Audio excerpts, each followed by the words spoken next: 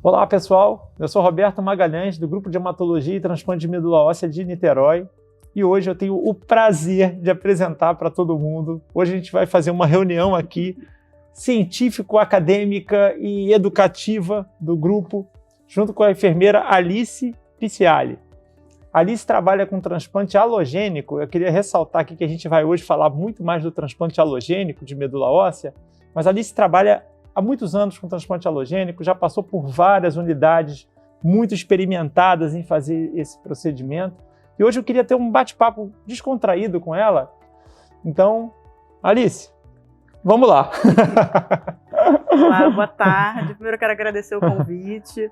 É sempre um prazer essa troca com o GHTN, onde a gente pode falar um pouquinho do nosso dia a dia, né, da função do enfermeiro no transplante de medula óssea e tirar dúvida de pessoas comuns que estejam nos assistindo. Isso aí.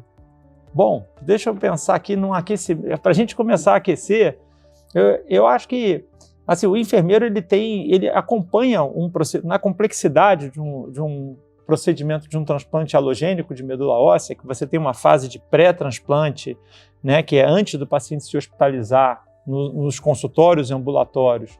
A gente tem uma fase do transplante, que o paciente está hospitalizado, que é variável o tempo, mas em geral pelo menos uns 30 dias de hospitalização. E depois aqueles 6 meses a 1 ano de segmento que os pacientes fazem pós-alta no day clinic, ou até alguns são readmitidos caso necessário por alguma complicação, o enfermeiro ele vai acompanhar o paciente em todos esses momentos, né? Em diversas situações e circunstâncias diferentes. Então, assim, primeiro, eu vou fragmentar te perguntando, por exemplo, no pré-transplante de medula óssea, naquela fase que o paciente vem da sua casa e está se preparando para fazer um transplante de medula óssea, qual o papel do enfermeiro? O enfermeiro, aonde que ele se insere, né? E o que ele contribui nessa fase para no cuidado dos pacientes, né? Na verdade, antes do transplante, como você falou muito bem, a função do enfermeiro já começa antes do transplante, através de uma consulta de enfermagem. Essa consulta ela pode acontecer até no dia da admissão, mas o ideal é que ela aconteça antes da internação. Nessa consulta de enfermagem, o enfermeiro vai buscar o histórico daquele paciente, histórico familiar, histórico de doença, alguns hábitos de vida, as crenças, as próprias expectativas do paciente perante esse transplante. E ali ele já vai traçar um plano de cuidados individualizado, baseado também em conhecimento científico. Nessa consulta também ele vai explicar todo o procedimento de uma maneira bem clara para o paciente, todo o procedimento de internação, para que o paciente consiga chegar o mais seguro e confiante possível. A informação ela é um elemento chave para essa confiança do paciente. Então a informação, tanto para o paciente quanto para os familiares, é muito importante o paciente ter essa informação para ele chegar o mais seguro possível e aceitar aquele tratamento da melhor maneira possível. Eu vejo, sabe, Alice, muitas perguntas assim, muito elementares, que assim, às vezes são feitas para o médico fala assim, não sei responder, pergunta para o enfermeiro, que ele sabe. Né? Então, assim, perguntas do tipo, eu vou falar de coisas muito simples, né? Doutor, eu tenho, meu acompanhante vai poder ficar comigo durante um transplante de medula óssea? Então, essa é uma pergunta que eu vejo toda hora alguém fazer. Às vezes, será que ele pode? Né? Em geral, eu tento responder o seguinte, pode não, deve, você vai ter que ter um acompanhante. Né? Embora exista a enfermagem, o técnico de enfermagem que vão estar, claro, e a equipe médica dando o suporte, o plantonista do andar, mais 2 olhos dentro do quarto, ou quem sabe até mais pessoas intercalando. Eu sei que na era do Covid a gente foi mais restritivo nesse sentido, mas ter mais uma pessoa dentro do quarto acho que é fundamental, né? Então, o que você acha do acompanhante? Fala do acompanhante para já... A gente procura assim, criar uma rotina para esse paciente o mais parecido possível com a rotina que ele já tem em casa, para melhorar todo esse desafio dele do transplante. Então, esses hábitos de vida é importante. É claro que um acompanhante é primordial, está ali do lado, mas às vezes é um paciente, por exemplo, que não gosta de tomar banho de manhã, prefere tomar um banho mais de tarde. É um hábito dele. Então, se a gente conseguir continuar com esse hábito no hospital, ele vai aceitar aquele tratamento com mais facilidade. Às vezes ele quer trazer alguma coisa pessoal dele, um travesseiro, alguma coisa assim. Se a gente juntar essa rotina dele de casa com a do hospital e junto com o acompanhante, isso vai trazer mais segurança para ele para passar daquele tratamento. Sim. Eu já tive alguns pacientes que aproveitam aquele momento, que é o momento que ele vai ficar 30 dias lá, que eles aproveitam para fazer tudo. Alguns gostam de videogame, jogam videogame, outros pegam uma série, que queria ver aquela série, outros aproveitam para reler os livros que já leram ou vão pegar livros que querem ler e aproveitam aquele tempo, né? Enquanto eu vejo alguns que ainda se mantêm ativos no trabalho virtual. Sim. À medida que a gente está numa época em que, né, o trabalho virtual ele emergiu, né, depois do Covid e claro, acho que isso ficou com uma bagagem para a humanidade, né? Muitos trabalham lá, né? Se mantêm ativos resolvendo suas contas, enfim, com internet. Sim, efetivamente tem que ter internet no quarto, senão... Porque são internações que duram muito tempo, né? Sim. E lembrando que o foco, como ele fica, a imunidade dele baixa muito nesse processo, o ideal não é existir essa troca de acompanhantes. Então o ideal é um acompanhante só. Então a gente costuma dizer que o acompanhante interna junto com o paciente. Então, muitas vezes, o nosso cuidado tem que se estender para esse acompanhante também. Sim. Os cuidados, as informações acabam se estendendo para esse acompanhante que se interna, fica 30, 40, 50 dias internado ali, sem sair. E Alice, pegando o gancho disso, e o doador? Quando o doador interna também, como é que é o esquema com o doador? Porque, às vezes, o doador ele pode também ficar um tempinho como acompanhante, né, em algum momento, ou ele, assim, porque o doador é aquela pessoa que está ali, familiar, que não é paciente, né? É uma pessoa saudável que vai passar pela experiência rápida de paciente, né? Vai ficar ali temporariamente, talvez 4 dias, 5 dias, ou talvez só um dia passando pelo centro cirúrgico. Debate um pouco sobre o que você acha do doador, quais são as estratégias com o doador, porque eu tenho certeza que os doadores vão assistir a gente também. Na verdade, o doador, ele acaba, naquele momento que ele está ali, ele acaba sendo tratado como um paciente. Ele é um paciente saudável, mas que vai fazer um procedimento que tem alguns riscos. Então, ali ele tem que focar no procedimento dele. Ele não é acompanhante. Ele de acompanhante passa a ser o paciente. Então, a gente trata ele como paciente por pouco tempo, né? Às vezes ele colhe a medula e vai embora no dia seguinte. Mas ali ele também é um paciente. A gente precisa ter cuidado, os mesmos cuidados que a gente tem com o paciente, a gente começa a ter com esse doador. As informações também precisam ser ditas claramente.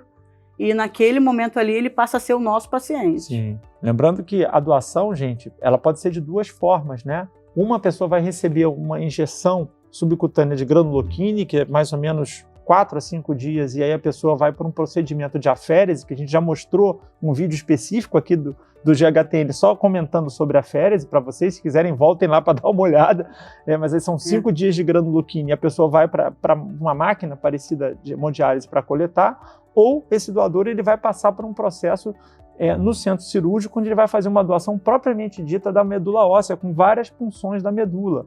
É um procedimento onde ele vai passar por anestesia geral, de uma forma geral, onde também o enfermeiro tem um papel fundamental. O enfermeiro vai para o centro cirúrgico junto com a equipe médica. Né? Sim. Quer comentar? O enfermeiro também, ele auxilia o médico na coleta de medula do centro cirúrgico. A própria coleta por aférese, ela é feita por um enfermeiro da hemoterapia. Sim. E a infusão das células também é feita pelo enfermeiro no quarto do paciente, no ambiente do paciente. O enfermeiro também passa por todos esses processos. E após esse período, ele também, aí eu já digo como equipe de enfermagem, né? Englobo também o técnico de enfermagem, precisa ficar atento nas possíveis complicações que esse procedimento pode trazer. Se não puder evitá-las, que muitas vezes não é possível evitá-las, eles precisam reconhecer o mais precocemente possível essas complicações advindas da reinfusão, da própria infusão das quimioterapias. Então, isso já entra o trabalho de toda uma equipe de enfermagem. O técnico de enfermagem pode fazer esse reconhecimento através de sinais vitais, horários, um balanço hídrico rigoroso, até no próprio dia a dia também, para saber como que o paciente está se sentindo, como que ele não está se sentindo. E a gente precisa reconhecer essas complicações o mais brevemente possível para poder intervir e dar uma maior chance de recuperação para esse paciente. Sem dúvida, olha, algumas coisas são tão importantes no transplante, né, que eu não posso nem dizer que são detalhes, são coisas elementares. Por exemplo, a detecção precoce de uma febre em alguém que está hospitalizado é algo fundamental. Diarreia. Se um paciente está no transplante e tem diarreia, a gente precisa saber. Isso pode ser, por exemplo, sinal cardinal primário de uma doença do enxerto hospedeiro aguda, que pode estar acontecendo ali depois da pega da medula. Mas olha, eu fiquei muito interessado quando você comentou sobre os cuidados da enfermagem com a quimioterapia. A quimioterapia que a gente utiliza é a quimioterapia em altas doses, né? A quimioterapia que a gente usa no transplante, assim como alguns também ainda fazem radioterapia, né? E da infusão. Conta pra gente, assim, esses são cuidados específicos do paciente que está lá hospitalizado, daqueles 30 dias, né? A gente falou do pré-transplante, durante o transplante, né? Um momento que o paciente é muito emotivo para o paciente é o dia da infusão da medula, que é o dia que a gente fala, que a gente conta como o dia do transplante, né? Assim, o dia que o paciente transplantou não é o dia que ele internou, nem é o dia que a medula pegou, que é outro dia muito legal, mas é o dia da infusão da medula. Que a gente conta como D0. É o D0, exato. Então, assim, quais os cuidados da enfermagem com a infusão da medula? O que o paciente pode esperar desse dia? Qual é a sua visão sobre isso, Alice? Na verdade, a infusão também é feita. Isso aí são funções exatamente do enfermeiro. Tanto na quimioterapia, a infusão dos quimioterápicos ela é feita pelo enfermeiro, levando em consideração todas as complicações que aquele quimioterápico pode trazer. A pré-medicação ela pode ser feita pelo técnico, mas o quimioterápico é pelo enfermeiro. E a infusão das células também é feita pelo enfermeiro. Lembrando dos cuidados com catéter, isso também é um cuidado muito importante da enfermagem. A infusão da medula pode ser feita pelo sangue, pelo braço ou tem que ser sempre pelo catéter? Sempre pelo catéter. Sempre pelo catéter. Vai ser sempre pelo catéter e desde o momento que Mas existem catéteres que são do braço. O catéter de Pick, por exemplo, ele é um central. Tem que ser um catéter central, né? Isso Um catéter central, que é ou uma veia profunda, uma subclávia, ou um catéter de Pick, é aquele roxinho.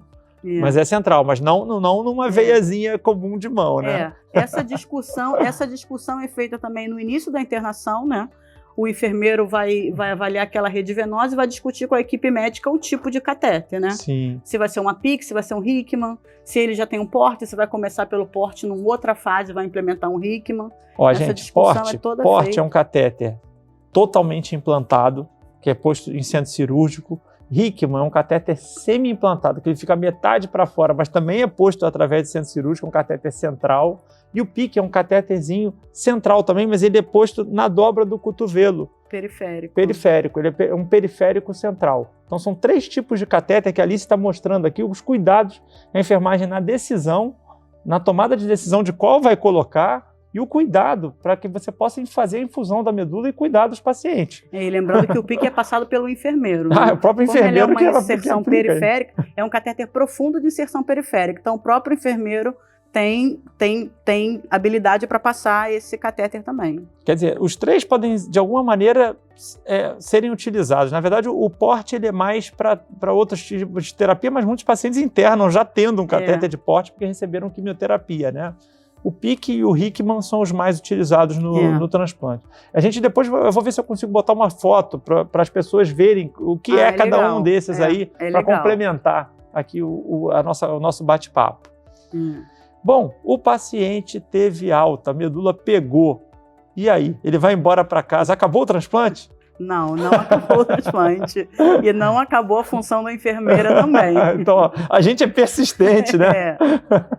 A enfermeira vai fazer toda uma educação para a alta desse paciente, com várias orientações.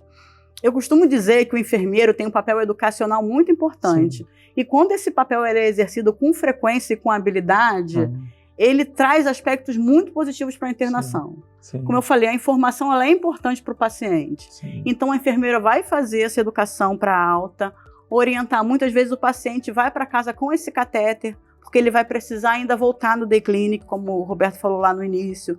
Então, o enfermeiro vai orientar os cuidados com esse catéter, os cuidados com o próprio curativo, que ele vai vir para o hospital fazer o curativo. Mas se o curativo soltar em casa, ele vai ter que saber como fazer esse curativo. Então, orientação com cuidados com esse catéter, muitas vezes orientações da pele, própria orientação com a alimentação a gente pode dar também. Sim. Orientação dos sinais, sinais e sintomas que ele sentir, que ele vai precisar voltar para o hospital ou procurar uma emergência perto da casa dele, se ele tiver febre, Se ele tiver mal-estar, ele vai precisar voltar imediatamente. Então, esse trabalho educacional do enfermeiro é muito importante também no pós-transplante. Sim, sem dúvida. No pós-transplante, muitos pacientes vão, a gente estava falando de catéter, os pacientes vão com catéter para casa, né? E às vezes a enfermagem, só no ato de estar cuidando do catéter, manipular o catéter, já identifica, por exemplo, que o catéter está com evidências de infecção. Às vezes, na coleta do sangue, o paciente já tem tremores e calafrios, o que já sugere que o catéter possa estar contaminado com alguma bactéria que a gente vai precisar rastrear, né? Os pacientes, de uma maneira geral, estão com sua imunidade muito baixa e às vezes é indicação de retirada do próprio catéter, às vezes sim, dá para tratar o catéter também, tem toda uma avaliação, mas o enfermeiro é o primeiro a chegar, ao sentir o verdadeiro termômetro do paciente. Sim, e o paciente ele vai com esse catéter para casa e ele vai viver a vida dele não normal como vivia antes, mas vai viver uma vida normal com aquele catéter. Então é importante esses aspectos a higienização tem que ser de quanto tempo mais ou menos, Alice? Quando está no day clinic, como é que você imagina? Dependendo da cobertura. Sim. Se tem uma cobertura de gás, tem que ser diariamente. Se tem uma cobertura que a gente chama de um filme transparente, aí já fica mais 7 dias. Mas a gente orienta que fica 7 dias, não pode sujar, não pode molhar. Se molhar, tem que trocar. Sim. Tem que ter todo um cuidado com aquele catéter. Sim. O de Hickman, assim, eu sempre tenho muito medo da exteriorização, porque ele tem como se fosse uma bolinha para dentro, né? O cuff, eu fico com medo quando aquilo dali se exterioriza, né? Na verdade, a gente precisa prender o catéter na pele, né? Para ele viver aquela vida dele, ele vai viver uma vida normal. Ele não vai ficar em casa, ele vai andar, vai sair. Então, a gente vai prender aquele catéter adequadamente. Eu me lembro uma vez que teve uma paciente que foi no day clinic, ela ia num casamento. Ela foi no day clinic para a gente fazer um curativo do catéter, para ela botar um vestido de casamento. Então ela levou o vestido do casamento, ela vestiu na hora para a gente esconder o catéter, botar e ao mesmo tempo deixar aquele catéter ali sem risco de infecção. Que barato. E ela conseguiu? Conseguiu, foi. Deixa eu fazer mais uma pergunta que tange tanto a última etapa como a etapa da hospitalização. Uma prescrição de um paciente de transplante é uma prescrição complexa. Assim, a gente utiliza medicamentos quimioterápicos, né, em dose alta, alternantes, medicamentos de profilaxia. Existem os próprios medicamentos que o paciente já fazia uso previamente no momento da chegada. Então, assim, como controlar isso tudo? Assim, primeiro, os pacientes, quando chegam com seus medicamentos de casa, qual é a postura de vocês com relação à organização dos medicamentos que o paciente já toma, né? A famosa reconciliação medicamentosa, e como controlar uma prescrição que tem mais de 50 itens. Em geral, mais de 50 itens é uma prescrição de transplante, que envolve quimioterápicos que são manipulados fora, vêm e chegam. Então, assim, eu imagino o enfermeiro aí como ser um verdadeiro, uma águia que está checando, né? Eu diria talvez uma coruja, que tem que ter muita sabedoria, muita atenção para poder ver cada item daquele e identificar aquilo como os remédios que o paciente está tomando, para que não falte nada e que seja administrado no horário certo. Sim, então, levando em consideração as interações medicamentosas também. Sim, sem dúvida. Então, assim que o paciente entende, a gente faz aquela reconciliação, a gente mostra, né, para o médico assistente inclui na prescrição, junto com todas as drogas, e ali eu costumo dizer que o enfermeiro tem que ficar ali batendo bola com o médico. Fez a prescrição, aí vai aprazar, tem que aprazar os horários de acordo com as interações medicamentosas, de acordo, às vezes de acordo até com os hábitos do paciente, que ele tem os médicos que ele toma, que ele já toma naquele horário em casa. Exato. Então a gente procura não mudar isso no hospital. Sim. Às vezes a gente não consegue devido a alguma interação, mas a gente tem que fazer isso de acordo e ficar realmente gerenciando o trabalho desse técnico. Sim. Que o técnico vai fazer essa infusão dessa droga, e o enfermeiro também. O enfermeiro precisa ter um olhar tanto de assistência como de gerenciamento de toda a equipe de enfermagem, de todo o cuidado de enfermagem da equipe. Então o enfermeiro também precisa gerenciar esse técnico fazendo essas drogas. Certo, perfeito. Bom, acho que a gente está chegando ao fim do nosso bate-papo, né? Bom, eu queria, para a gente fechar aqui, eu queria pedir para a Alice o seguinte. Primeiro gostaria que você deixasse aqui o seu recado para familiar e paciente que vai estar vindo para fazer um transplante. Quais seriam as suas recomendações, assim, no cunho técnico, no cunho pessoal, do coração, espiritual, o que você quiser falar, é o contato de você com quem vai vir para transplantar. E depois, por fim, se você puder também, certamente muitos profissionais da área de saúde que gostariam de trabalhar, que também são apaixonados por esse campo ou estão começando a namorar com esse campo e querem vir um dia trabalhar com transplante, como que a pessoa que quer trabalhar com transplante de medula óssea é enfermeiro ou técnico de enfermagem, o que ele deve fazer, qual é o curso, como que ele chega até aí? Então, mostra esses caminhos para as pessoas. Bom, primeiro, o conselho que eu daria para o paciente, né, para o futuro paciente, para os familiares, é realmente vir com o coração aberto. O que eu digo com o coração aberto? É confiar na equipe, sabe? Estabelecer essa relação de confiança, eu acho que é muito importante. Confiar nos enfermeiros, confiar na equipe médica e perguntar. Qualquer dúvida que tiver, pergunta. Uma dúvida que acha que é boba, às vezes para a gente pode ser, mas para o paciente não é. Então, não ter medo de perguntar, não ter vergonha de perguntar 1, 2, 3 vezes. E confiar nessa equipe que está cuidando de você, porque isso é muito importante para poder aceitar esse tratamento, que não é um tratamento fácil, mas a gente vai estar junto, vão ter momentos bons, vão ter momentos ruins, e a gente vai estar sempre ali. Está sempre ali para quando cair no chão, a gente pega na mão, levanta, e a equipe de enfermagem é isso. A gente acaba às vezes, até fazendo parte de um pouco da família. Assim eu vou chorar, parem. Porque fica um pouco, então é vir de coração aberto mesmo. E a questão, hoje em dia, a gente ainda não tem uma pós-graduação específica de transplante. A gente tem uma pós de oncologia de enfermagem, é o que geralmente os enfermeiros fazem, e ali tem um módulo de transplante nessa pós-graduação de oncologia, e é mais a vivência, a experiência. O técnico tem que ter experiência com quimioterapia, experiência com infusão, experiência no cuidado desses pacientes, e é isso. Então esses são os caminhos para quem quiser, né, Sim, chegar no campo do transplante de medula óssea. Bom, sejam bem-vindos, quem quiser. Alice, obrigado. Obrigado, eu que Obrigado agradeço. Pelo carinho, obrigado pelas palavras. Obrigada. Foi ótimo. Eu também adorei. Obrigada. É isso aí.